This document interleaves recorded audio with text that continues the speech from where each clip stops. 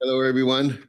I'd like to welcome you to the Policy Committee, Metro Fire's Policy Committee. A regular meeting agenda. Today's Thursday, June 11th. We're starting right at 5:30. We'd like to call this meeting to order. Roll call. Roll call, yes. Yes. Marnie, would you do the roll call? Yes. Director Sailors, Present. Director Clark. Right here. Thank you. Director Wood is absent right now, although we've been told he's on his way. Okay. Next, we have public opportunity to discuss matters of public interest within committee scope, including items on or not on the agenda.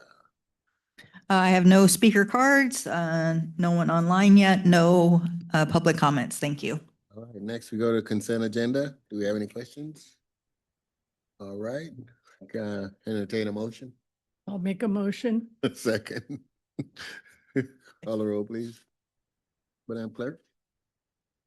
Director Sailors, Aye. Director Clark. Aye. Thank you. Motion passes. All right, next we move on to action items. We got two action items. The first one is board policy 01.025.06 in this the reimbursement policy, and we have our Chief Human Resource Officer Melissa Maddox up on the podium. Good evening, directors, Chief House. I'm Melissa Maddox, the Chief Human Resource Officer for Metro Fire. As tonight, I have in front of you the reinstatement policy 01.025.06. This is a board policy, so I'm bringing it to you tonight to review and approve and move to full board for approval. The reinstatement policy provides employment reinstatement guidelines to employees who voluntarily terminate employment in good standing and wish to return to their previous position held. In addition, the policy provides reinstatement guidelines to MMP paramedics who transition to the fire academy and either sustain a work-related injury and are medically cleared to return to a lower ranking previously held position, or no longer wish to pursue a suppression position or are released for suppression skills and are approved, it's kind of a long sentence, and are approved to return to a lower ranking previously held position and is in accordance with the recommendation of the Academy Recruit Release Form. So the purpose of this is an existing policy, so we made changes to the existing policy. And some of the reasons we had to make some changes, two of the main ones was one was due to a CalPERS audit. We needed to revise the policy in order we had to remove a few things. One was being at the sole discretion of the fire chief, and not necessarily the fire chief, not removing the fire chief's discretion, but they didn't like the way it was worded. If the person fits within the guidelines, then they're eligible for reinstatement, but the fire chief still has the sole discretion. But CalPERS and understood the way it was written that he was, he could pick and choose. So we had to clarify that language. And then we also, per CalPERS, had to define the employee's adjusted service date, that will be maintained on the longevity pay roster. And then the other reason we needed to clarify the policy was just to change some of the procedure language and the intent of the policy. We worked with 522 over the last couple of months as with any policy, to make it work for actual situations. Sometimes you write a policy with good intent, and then when you try to apply it to a situation, it doesn't always work right. So we worked with 522 to help better fit the needs of the district, but also to help retain some of our good employees that maybe just needed a little bit more time or training, and be able to bring them back to a previous position. So some of the changes to the background, purpose, and scope section. We retitled the position back to its original title. For a while, it was called the reinstatement and rehire position. That was another thing that CalPERS didn't like. They didn't like the distinction between the two titles, so we changed it back to just reinstatement. Then with the definitions section, we added some basically some exceptions that would only apply to MMP paramedics who are transitioning back to the fire academy. And those exceptions include if they sustain a work-related injury upon medical clearance and are approved to return to their lower ranking position, the two exceptions to no longer want to pursue a career in the fire service. So those two situations, if that happens, then there's certain things that we wanted to make sure apply to them separately from employees who maybe just leave employment and go find another job and come back 3 years later. We want them to have a kind of a carve out in the policy because they're existing employees.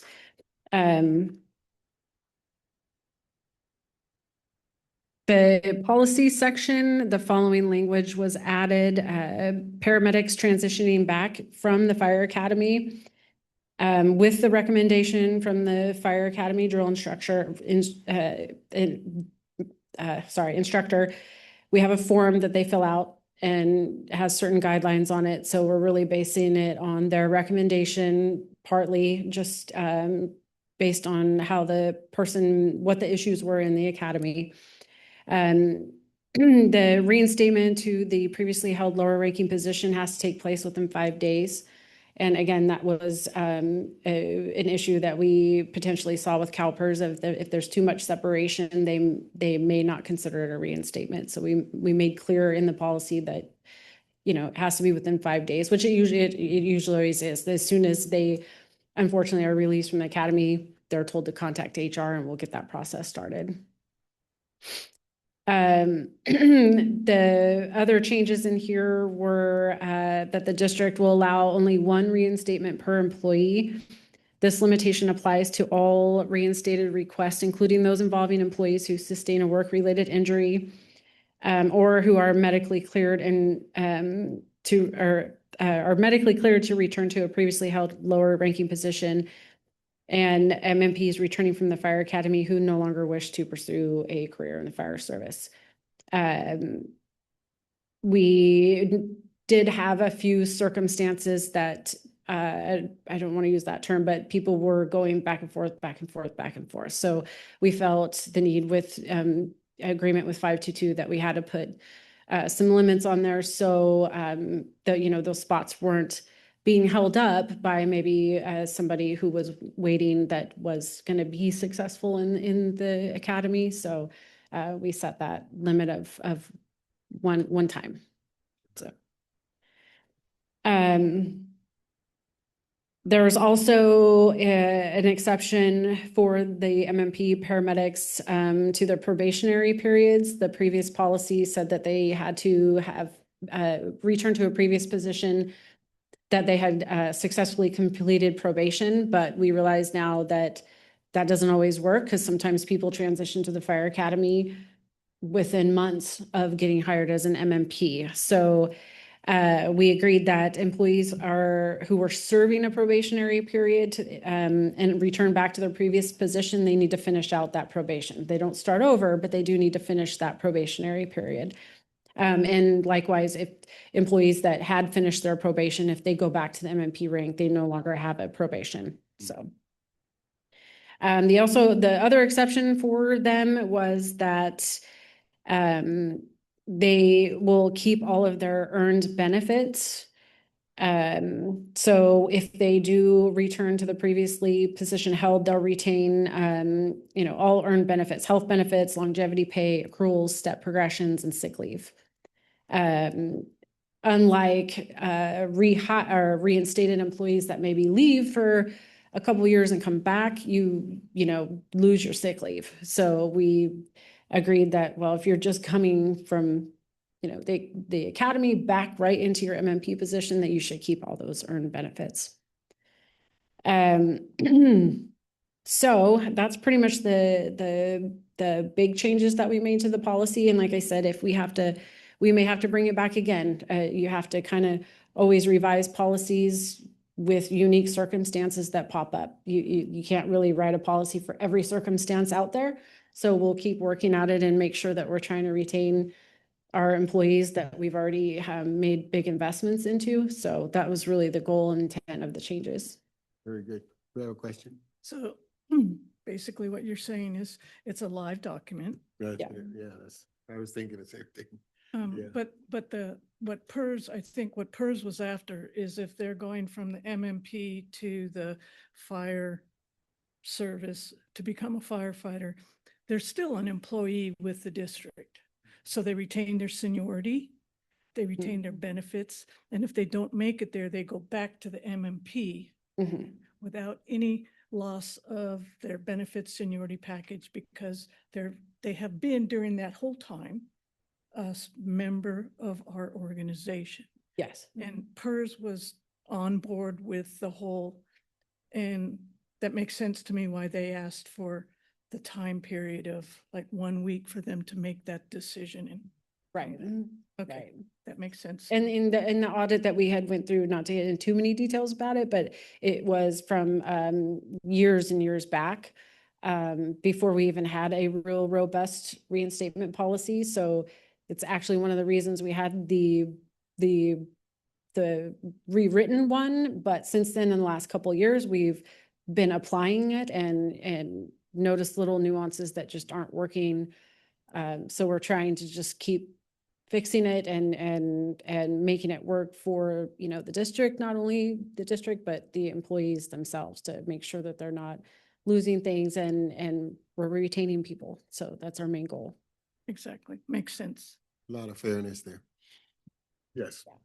All right. Having no further questions, we will move on to, thank We you. need to make a motion. and Oh, that's right, that's right, because we have to send it on to the To the to full the board. full board. I will- Yes, I'll entertain a motion. I'll make the motion. Second. Director Sailors, Aye. Director Clark. Aye. Thank you. Motion passes. All right. Thank you. Thank you very much, Melissa. Miss Maddox. Then we'll move on to the second action item, proposed board policy disruption of telephonic or internet service during public meetings. And the board clerk will be the person doing the Yes. presentation. Thank you. Senate Bill 707 amended the Brown Act to require local agencies that provide teleconferenced or electronically broadcast public meetings to adopt procedures for responding to service disruptions that prevent the public from observing or participating remotely during a meeting by July 1, 2026. So these statutory requirements become effective July 1, 2026. Therefore, the district must adopt a compliant policy on or before that date. The policy addresses the procedures for recessing and reconvening a meeting and addresses efforts the eligible body, which is the board, will make to attempt to restore the service. So if this policy committee agrees with the policy, this will then move to the full board at the next meeting for adoption so that we will be in compliance before the July 1 deadline. So, do we have any questions? I make the motion that we adopt this policy and move it on to the full board. We have a motion and a second?